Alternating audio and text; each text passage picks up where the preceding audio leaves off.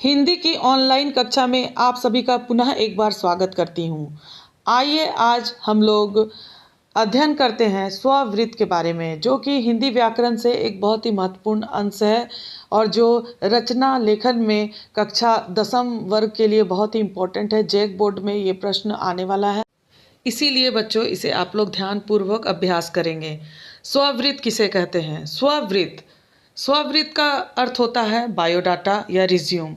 जब हम कभी किसी कंपनी में या कहीं भी अपनी नौकरी के लिए अप्लाई करते हैं तो हम लोग स्ववृत्त लिखते हैं।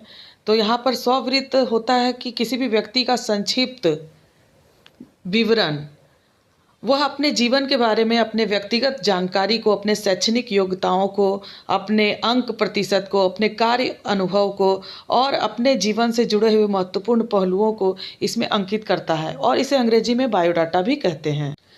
स्ववृत्त या बायोडाटा आवेदन पत्र के साथ क्यों संलग्न किया जाता है, अर्थात उसके साथ क्यों लगाया जाता है?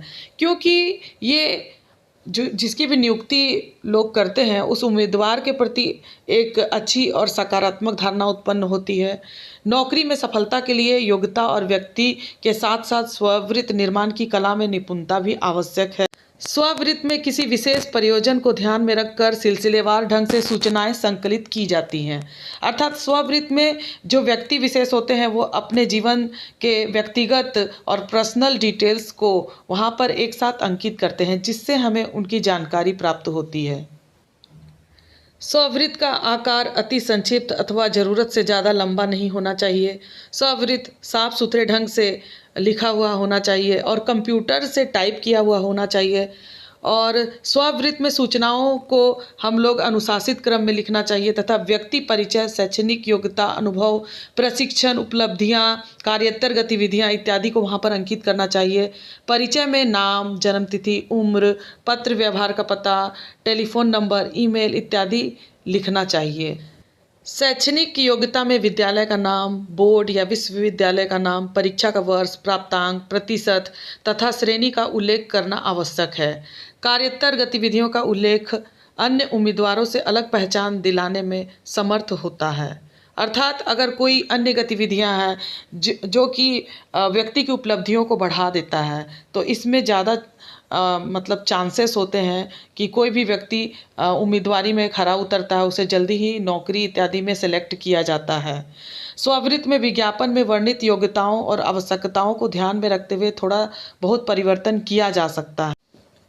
किसी भी व्यक्ति से संबंधित सूचनाओं का तो कोई अंत ही नहीं है, लेकिन हर सूचना नियोक्ता के काम की नहीं हो सकती है। इसलिए स्ववृत्त में वही सूचनाएं डाली जा सकती हैं जिनमें कि दूसरे पक्ष यानी नियोक्ता की दिलचस्पी हो।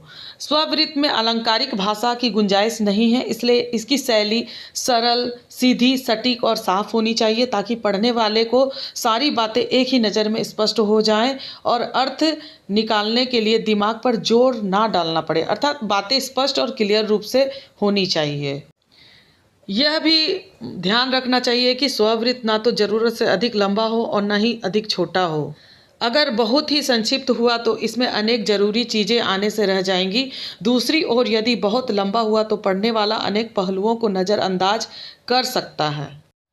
स्ववृत्त या कंप्यूटर मुद्रित होना चाहिए, अर्थात कंप्यूटर से टाइप किया हुआ होना चाहिए, हाथ से लिखा हुआ नहीं होना चाहिए। व्याकरण संबंधी भूलों को भी दूर कर लेना चाहिए।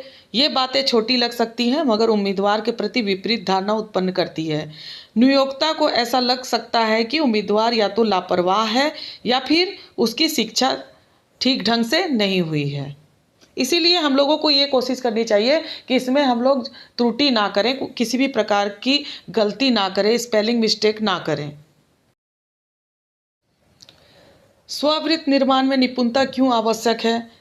एक स्ववृत्त की तुलना हम उम्मीदवार के दूत या प्रतिनिधि से कर सकते हैं। जिस प्रकार एक अच्छा दूत या प्रतिनिधि अपने स्वामी का एक सुंदर और आकर्षक चित्र प्रस्तुत करता है, उसी प्रकार एक अच्छा स्ववृत्त नियुक्तिकर्ता के मन में उम्मीदवार के प्रति अच्छी और सकारात्मक धारणा उत्पन्न करता है।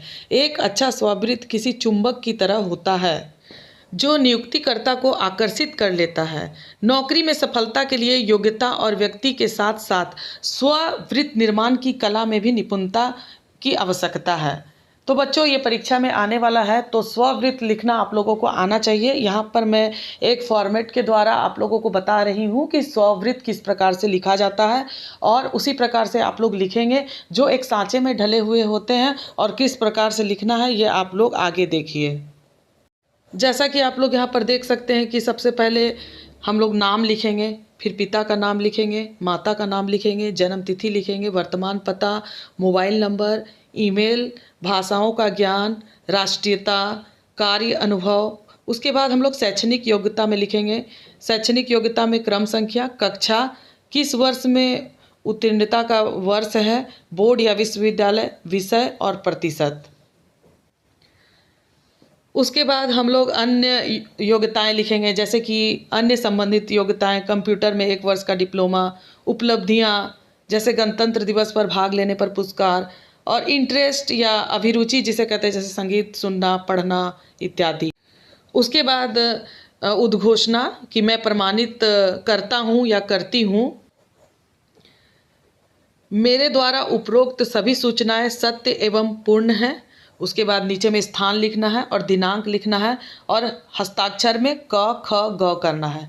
अगर आप बोर्ड की परीक्षा दे रहे हैं तो उसमें अपना नाम ना लिखें, क्योंकि नाम लिखना वहाँ पर अलाउ नहीं रहता है। वहाँ आप क ख ग लिख सकते हैं, XYZ इत्यादि कुछ भी लिख सकते हैं, अपना नाम नहीं लिखें, क्योंकि आप अपनी सूचना को वहाँ पर गुप्त रखें, और वहाँ पर गुप्त रखा जाता है अपनी पहचान को। तो इस प्रकार से ये एक फॉर्मेट मैंने बताया, इस प्रकार से आप लोग स्ववृत्त लेखन कर सकते हैं। आशा है बच्चों आप लोगों को इस वीडियो से कुछ मदद मिली होगी। आप लोग बार बार इसे अभ्यास करें और परीक्षा में अच्छे अंक हासिल करें। धन्यवाद।